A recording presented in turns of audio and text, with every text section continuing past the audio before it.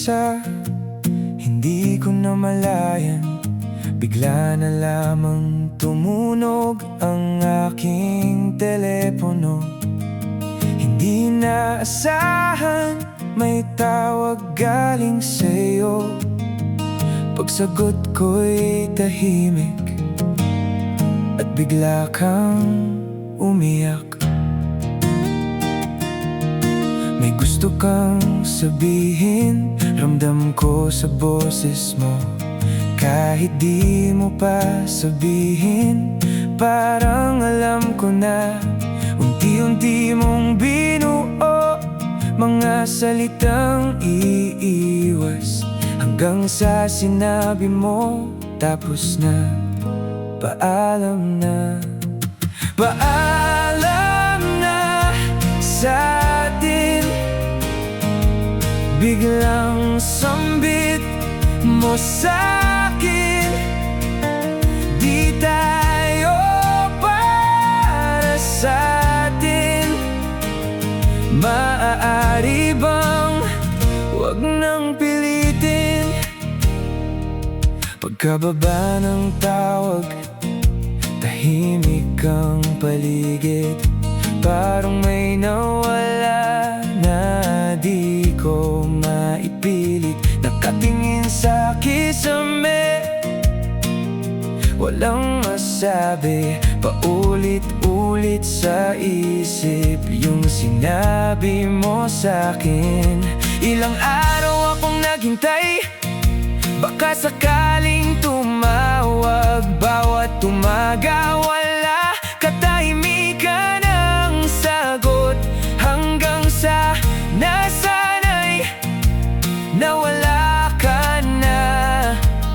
Sa buhay kong dati, ikaw lang ang laman. Paalam na sa atin, biglang sambit mo sa'kin. Di tayo para sa'tin. Maaari bang wag nang pilitin? Isang taon ang lumipas, di kita inaasahan. Nagkamustahan tayo, tinanong ko ang lahat sa mga tanong ko sa'yo.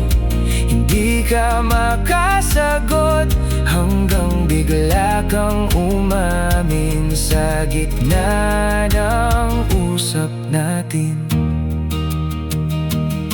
Natahimik ang paligid, ako'y nakinig lang habang binubuo mo ang kwento mong iniwan. Iniwasan kong masaktan, gaya ng inaasahan. Mas nanaig ang pag-intindi sa bawat paliwanag. Sabi ko, kalimutan ng lahat, gawin na lang natin ang sapat. At sa bawat hakbang, pipilitin kong itama. Ngunit hindi ito nangyari, kahit dapat ito'y mangyari.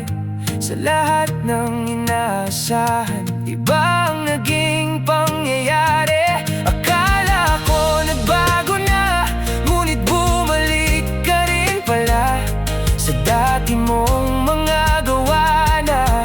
Akala ko'y wala na.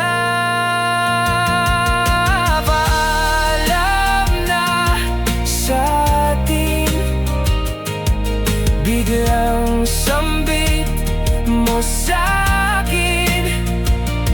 Di tayo para sa'tin. Maaari bang wag nang pilitin na ika'y hindi para sa akin?